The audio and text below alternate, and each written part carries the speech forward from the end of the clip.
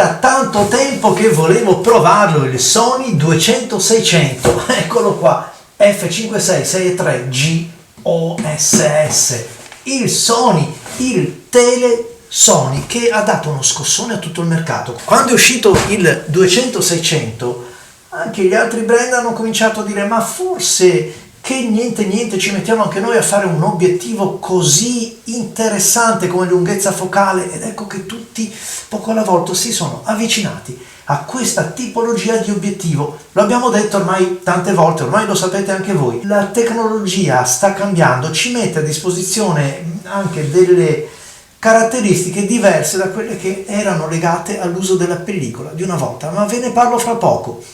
Prima voglio ringraziare Luca e Gabriele di RCE Foto Livorno, perché è grazie a loro che ho potuto provare finalmente questo obiettivo, un obiettivo impegnativo perché insomma ha il suo costo, ma è un costo anche tutto sommato ben speso, data la performance. Perché volevo provarlo? Perché a vedere le foto di alcuni colleghi, di alcuni amici, questo sfocato non mi convinceva molto, e allora dico, o c'è un obiettivo che si fa ben volere in altri ambiti, oppure uno sfocato come quello non mi piace moltissimo, insomma non vedo ragione di comprarlo. E invece di ragioni ce ne sono davvero tante, ma tante. Bello, lungo, bianco. Su questo sì, certo, è vero che io utilizzo i bianconi di Canon, quindi non dovrei lamentarmi, però si vede abbastanza. Molto bello, molto piacevole questa finitura, però riflette la luce, quindi va mimetizzato, va un po' camuffato, questo sì. Metallo, bello, è veramente molto ben realizzato, allora già questo mi ha fatto cambiare idea. Le ghiere generose, caspita, si gira benissimo, guardate che roba. Anzi, a proposito della ghiera, ve lo dico subito, mi ha un po' spiazzato perché si passa da 200 a 600, guardate, in un attimo. E sì, è un paradosso, qualcuno direbbe, beh, comodissimo, tan. In realtà toglie un pochettino quel gusto, ma siamo ovviamente nei pareri personali, toglie un po' il gusto di guardare, cioè di godersi questa variazione focale. Insomma, si raggiunge subito i 600 mm. Talvolta, soprattutto le prime volte che lo stavo usando, dicevo, beh, tutto qua, è già finito. Mi sembrava più corto di un 600 mm, solo perché non ci arrivavo in maniera un po' più progressiva. E vabbè, questione di così, taratura mentale. Molto veloce questa ghiera, mi fa pensare un pochettino che Sony, che è stata forse la prima a strizzare l'occhio ai videomaker, abbia fatto i conti anche un pochettino con questo comparto, e dopo ve ne parlo un pochettino più specificatamente. Il manual focus invece per me è stata un po' una delusione, nel senso che non sono riuscito sulla A7 III a farlo intervenire in continuo, in fuoco continuo, vale a dire sto puntando, mi trovo in una condizione un po' difficoltosa di luce, di messa a fuoco, gli do un aiutino, non ho trovato il modo di intervenire, quindi o si passa in manual focus, ma il continuo AF MF non c'è su questo obiettivo, o perlomeno non sono riuscito a trovarlo, quindi segnatemi se ho sbagliato qualche settaggio, perché così imparo qualcosa che è molto utile. La qualità costruttiva, lo abbiamo detto, eccellente. Ovviamente su una mirrorless come le serie 7 va assolutamente sul cavalletto oppure sul monopiede, per non far gravare tutto il peso sull'impugnatura della camera. Vabbè, si appoggia qua. Qualcuno lamenta un piedino un po' corto, per me no, per me la mia mano ci sta molto bene, e poi è un obiettivo raccolto, è un obiettivo che, come insomma saprete, non serve che ve lo racconti io, non si estende. E questo è un bel punto a favore. È un obiettivo che ha lo zoom, il movimento dello zoom interno, vedete? Non si muove niente, quello che si muove è qui internamente. Bene, molto bene, perché non mi sposta il baricentro, non mi cambia il bilanciamento, non c'è peso che va a gravare in avanti. E poi, visto che parliamo di avanti, Vogliamo parlare di questo paraluce? Bello, solido, mi è piaciuto, un bel paraluce, sì, e poi si monta anche molto velocemente, vedete, si trova subito l'aggancio, ok, e poi clic, è fatto e lo tolgo. Brava Sony, serie G, eccola qua, certo, è anche giusto farla vedere e goderci questa qualità di queste lenti, perché la qualità c'è tutta. E allora, un obiettivo, ve l'ho detto, non mi ha fatto innamorare a prima vista, ma poi lavorandoci le cose cambiano. Autofocus velocissimo, molto preciso. È vero, non è luminoso, ma lo sappiamo, cioè quando compriamo un obiettivo come questo, che nasce da 5.6 e arriva a 6,3, che è praticamente un fuoco continuo, un'apertura continua, perché capite che varia praticamente niente, e non possiamo pretendere più di tanto. Lo so anch'io che un 300 mm 2.8 è più bello, è più godurioso, anche un 400 2.8 o un 500 f4, però questo costa molto molto meno in confronto e ha tutte queste lunghezze focali raccolte qui, senza nemmeno lo sbattimento della variazione della sua lunghezza. Vuol dire davvero tanto, vuol dire che, dato che i file e le immagini sono belle perché le lenti sono di qualità, vuol dire portarsi a casa un obiettivo che diventa un compagno di viaggio, un compagno di avventure. Mi è piaciuto molto. Grazie RC Foto Livorno, Luca e Gabriele, il più grande mercato di usato fotografico garantito che abbiamo in Italia. 2 dati tecnici per inquadrare questo obiettivo che, non dimentichiamo, arriva a 600 mm. Ci sono dentro però 24 elementi in 17 gruppi, non sono pochi. Il fattore di ingrandimento, il rapporto di riproduzione è di 0,20, che non è esagerato, ma quando vado a coniugarlo alla lunghezza nominale dell'obiettivo, allora diventa davvero interessante e vi ho detto si possono riprendere da vicino anche dei soggetti.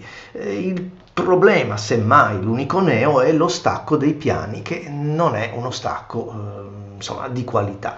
Il peso poco superiore ai 2 kg ne fa davvero una scelta molto interessante per chi fa caccia fotografica itinerante, vagante, anche se stiamo parlando di uno zoom che, come gli ultimi prodotti, strizza l'occhio al videomaker, strizza l'occhio a che cosa? Mantenere la lunghezza del corpo obiettivo costante e far muovere le lenti soltanto internamente, e questo ovviamente è più facile da una parte progettualmente, dall'altra ci priva di che cosa? Di avere una luminosità maggiore, ma insomma non si può avere tutto, o l'una o l'altra strada.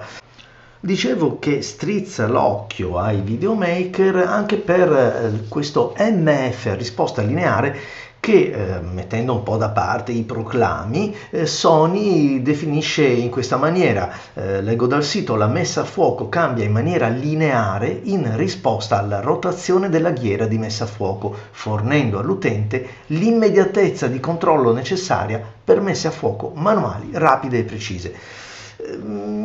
Sì, poi nell'esperienza pratica mi trovo parzialmente d'accordo, nel senso che non ho riscontrato questo enorme vantaggio, però vi parla uno che lavora ancora oggi con obiettivi a fuoco manuale anche nel comparto video.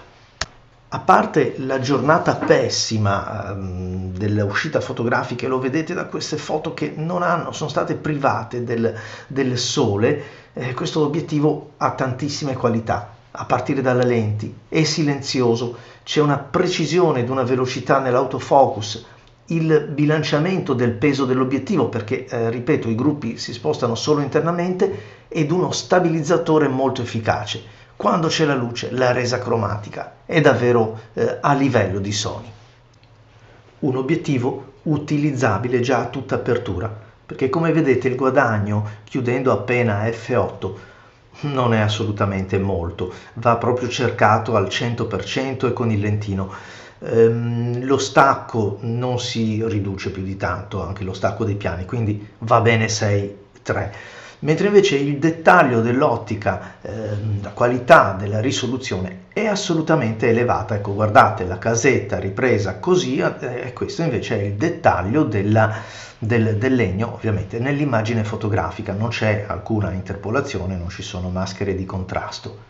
Faccio scorrere qualche immagine giusto per darvi l'idea di quello che è la capacità, la risoluzione di questa lente. Questa è l'immagine scattata, quindi l'intero frame, questo è il dettaglio dell'immagine, davvero notevole. I tasti, questo è il blocco, servono per il blocco dell'autofocus, molto utile, sono anche raggiungibili anche da una mano come la mia, non bisogna andare in fondo per agguantarli bene. E poi le classiche, che cosa? Autofocus, AFMF, anche se ve l'ho già detto, avrei preferito avere la possibilità di aggiustare il fuoco in continuo. Poi abbiamo il limiter. Di questo vale la pena spendere una piccola parola, perché abbiamo dei settaggi abbastanza particolari che ho ritrovato anche su obiettivi fissi di una certa levatura, vale a dire ovviamente il full e poi un settaggio entro i 10 metri, da 2,4 che sono la minima distanza, fino a 10 metri. In effetti a me non dispiace questo fatto qua, e poi ovviamente quella, scusate non ve l'ho detto, da 10 metri è infinito, che aiuta molto quando devo andare a fare delle riprese che so bene saranno già abbondantemente sopra i 10 metri, perché l'autofocus è molto più veloce in quanto si toglie una parte forse la più impegnativa in termini di escursione.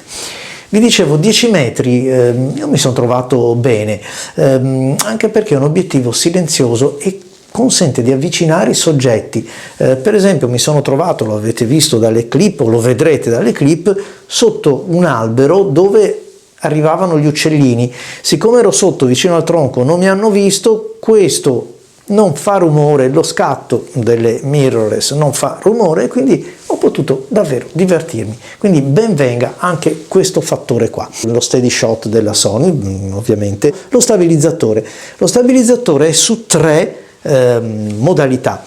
Quella che riguarda la terza, che è quello soprattutto della mano libera o comunque anche del monopiede, è efficacissima, davvero 10 lode a Sony. Un po' la camera stabilizzata, un po' questo, davvero notevole, mi sono trovato benissimo. Allora, dicevamo prima che cambia un po' la tecnologia, perché? Perché ormai queste fotocamere che riescono a fotografare e produrre dei bei file a 3200 ISO, a 6400 ISO, anche se abbiamo a disposizione un obiettivo che non è un 2.8, non è super luminoso, non è nemmeno un 4, ma è un 6,3, poco cambia, nel senso che siamo sempre nella possibilità di agguantare dei tempi di scatto velocissimi.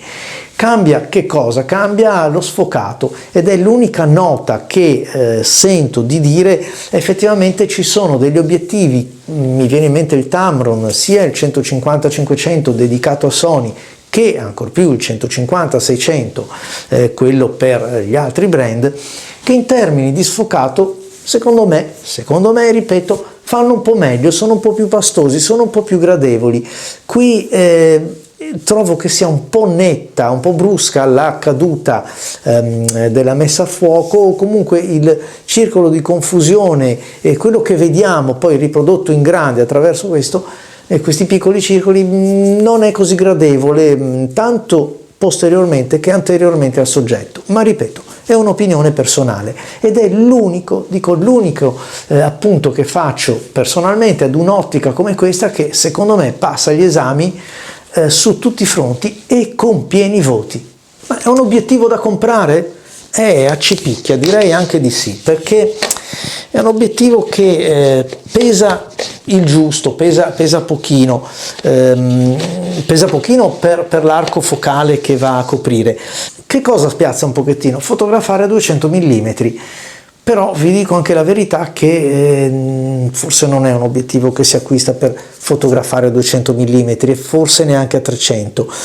Personalmente, guardando le foto che ho generato in queste giornate, sono state tutte fra i 400 e i 600. Ci sono anche gli agganci per la tracolla, ma non fa per me perché ho idea che le mie cervicali direbbero basta. Però vi dicevo, anche a mano libera, contando sulla stabilizzazione, ho portato a casa degli scatti davvero insperabili o insperati. Comunque bene, mi è piaciuto davvero tanto e ci farò un pensierino. Amici, grazie come sempre per aver seguito anche questo video, vi aspetto ai prossimi e alla prossima. Ciao!